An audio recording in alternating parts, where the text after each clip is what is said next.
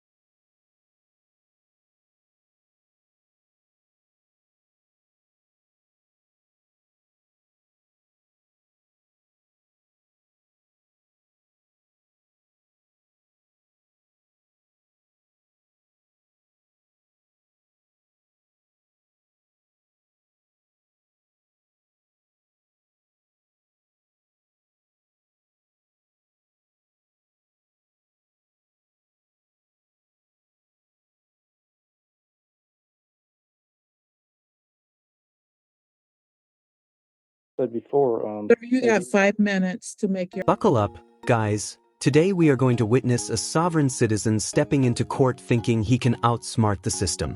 From the very first second, Eric Martin declares himself a living man, rejecting legal counsel and challenging the court's jurisdiction.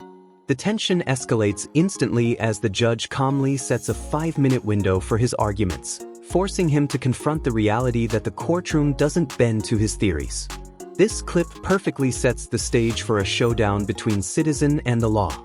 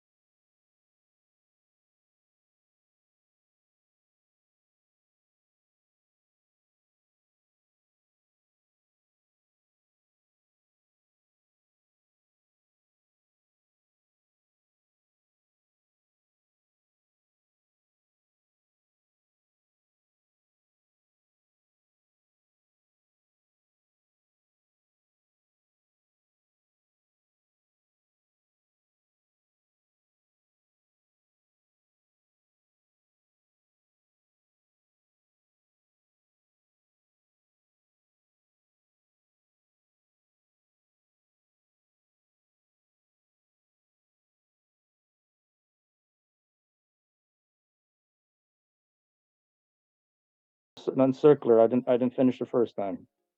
Eric dives into his demands versus motions debate, insisting his constitutional rights allow him to frame motions as demands.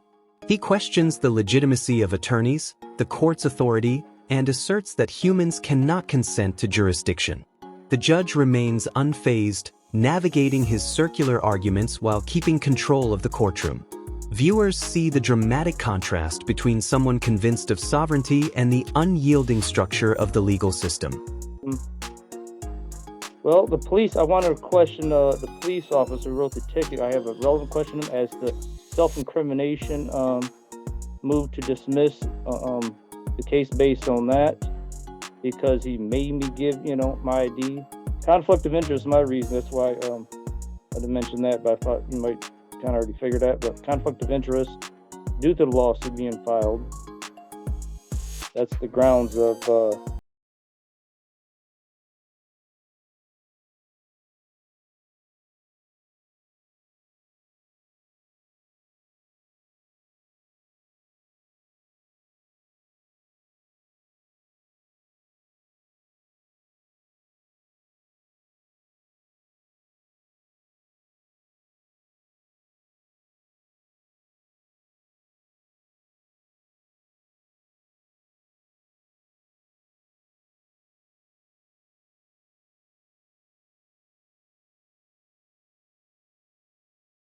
harassed, retaliated against for exercising my right to travel on my motorcycle, and then with these charges.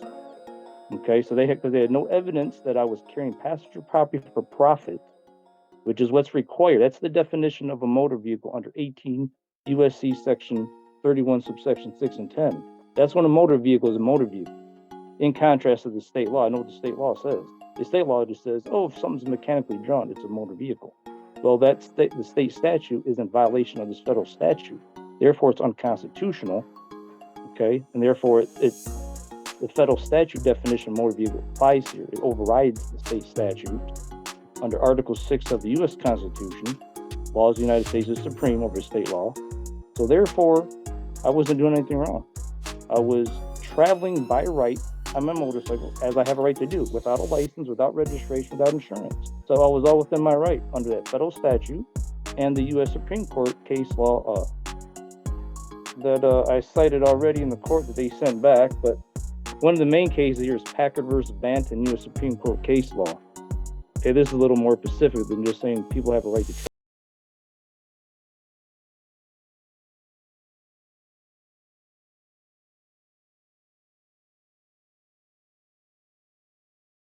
The streets belong to the public and are primarily for the use of the public in the ordinary way. Their use for the purposes of gain is special and extraordinary, and generally at least may be prohibited or conditioned as the legislator deems proper.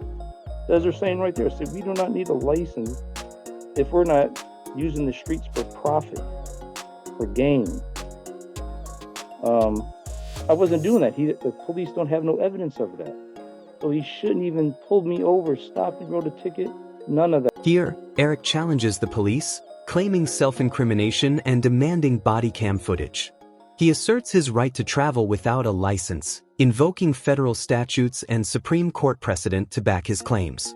The prosecutor begins methodically dismantling his filings, highlighting procedural flaws.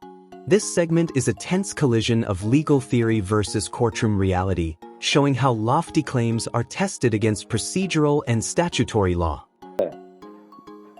So I'm the crime victim. I request you prosecute him for that. And it's also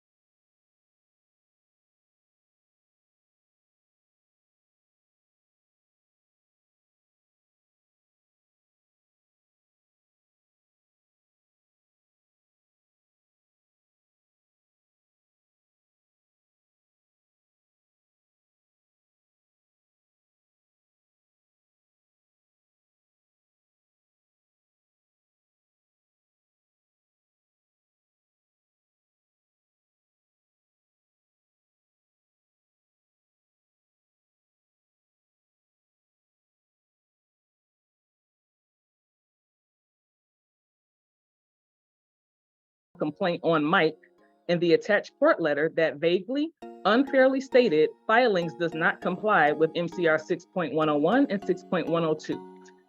I didn't have a letter attached to that to refer to, but it looks like that is the court's rejection of an improper filing or format.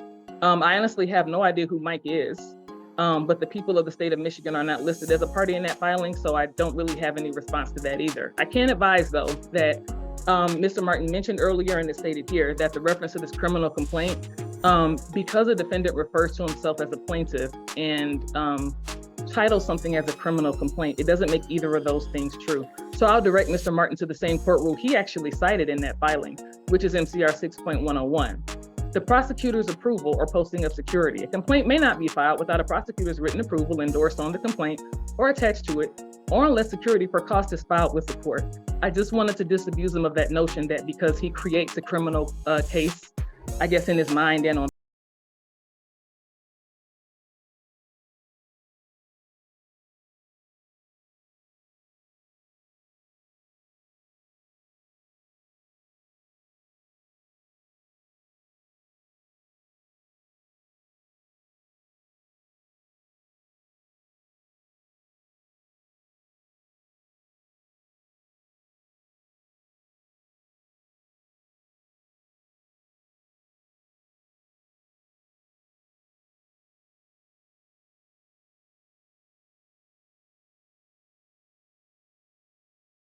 summary judgment.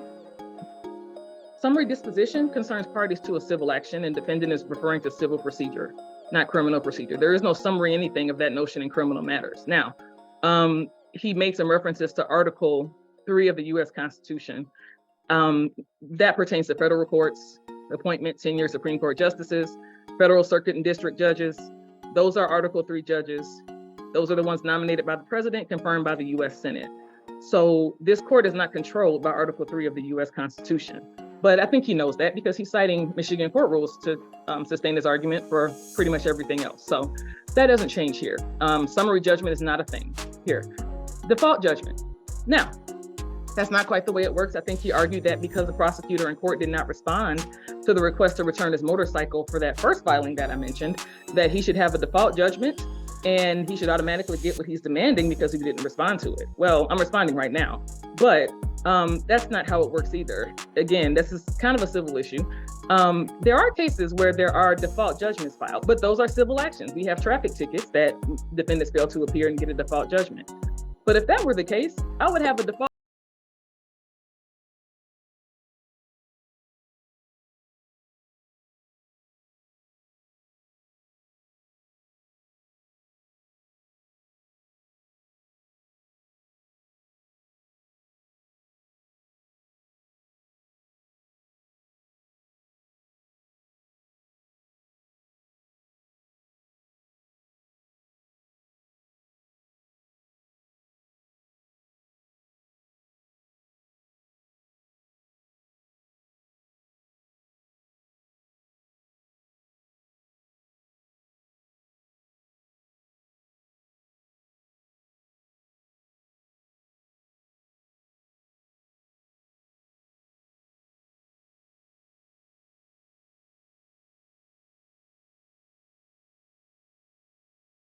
without an attorney, you can, but I wouldn't recommend it. That's all from the people. So surprised you wouldn't recommend you're a prosecutor. But anyway, well, I think that she said so much. I took some notes, but I couldn't take notes on everything. Hard to follow along with everything else. I think it's best to, same with me too. I say one thing, allow her to respond back. She says one thing, then allow me to respond to one set of, you know what I mean? Like me saying a whole bunch, and then her saying a whole bunch because it's hard to follow along for both.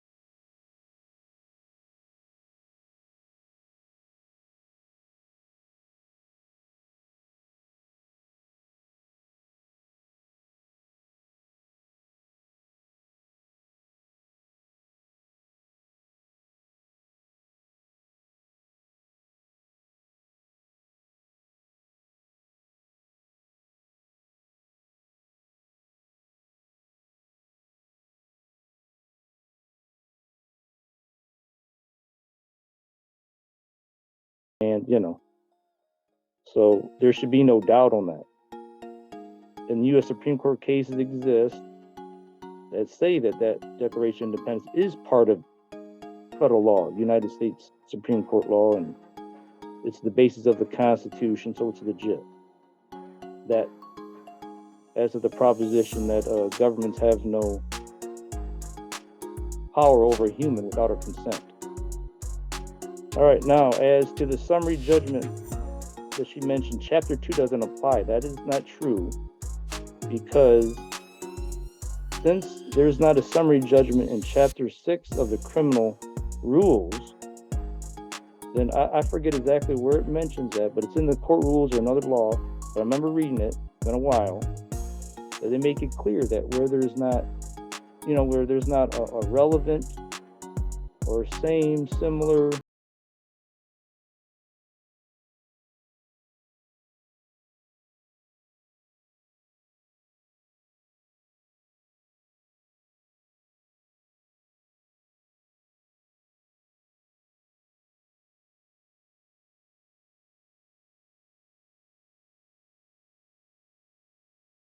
that in regards to the court rules, you got to remember court rules fall. The Constitution is the top dog anyway. That's the top law anyways. And due process right to have some considered and ruled on and denied in my case. I mean, the case dismissed because based on my constitutional rights.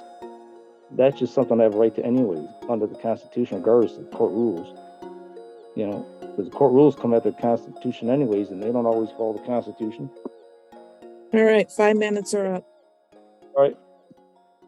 Well, I got more to say, but so I'm gonna move for an extension of time on that, based on my First Amendment right.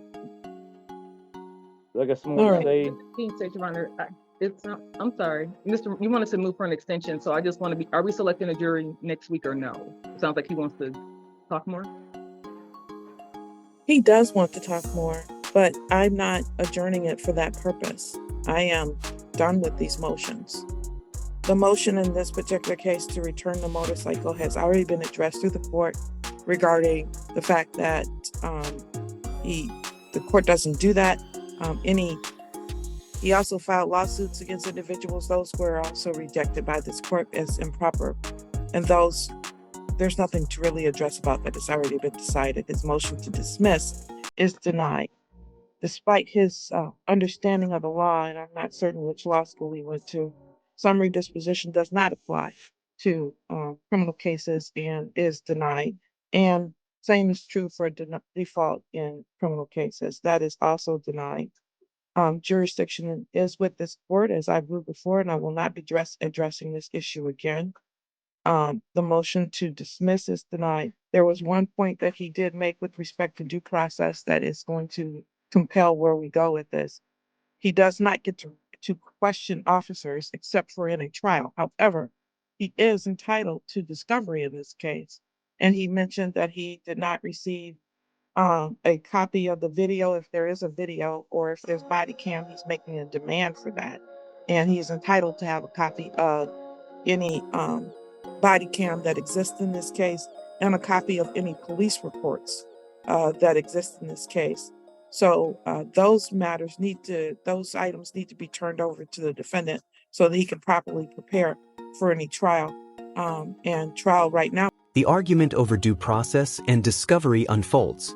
Eric cites Supreme Court cases and constitutional provisions to justify his position, while the judge clarifies limits and ensures his right to obtain discovery materials is honored.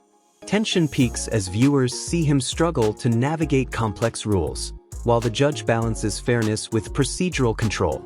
The segment illustrates the clash between personal interpretation of law and the system's structured enforcement. Scheduled for 1 week, so I don't think it would give him a proper opportunity to prepare. I will remove this from the trial docket for this upcoming week to and there is one place in which criminal cases does have a demand, and that is a demand for discovery. So I think he is making that demand for discovery, and I am going to require that the prosecutor provide him with that. Absolutely, Your Honor.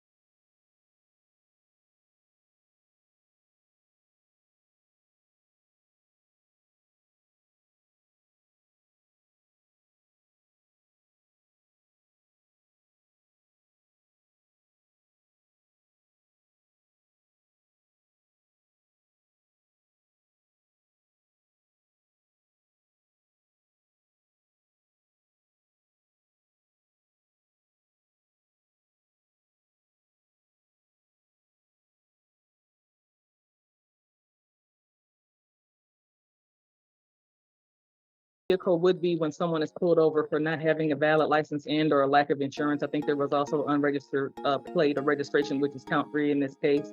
The vehicle, his complaints refer to his desire to, he can go get that anytime. His complaint is that he wants it returned to him without him having to get it nor pay for it, for the most part. So that is, yeah, that's the issue. I see. Thank you. That's right, because like I said, because it's my constitutional right to have my private property. I don't need to pay no money, and especially on top of that, the excessive fees on that, as we know, towing places traditionally do, which I plan on getting a lawsuit on that too. I'm gonna make them stop that. I get to it. You know, they just keep running the prices up every day. It could be thousands of dollars. One thing's worth. Eric presses for his motorcycle's return, asserting property rights and challenging procedural constraints. The court explains why certain claims cannot be immediately granted while confirming his right to discovery. This final part provides resolution for the day's proceedings, showing both the limits of his arguments and the fairness of due process. As the session ends, viewers are reminded to like the video, subscribe to the channel, and stay tuned for the next update on this case.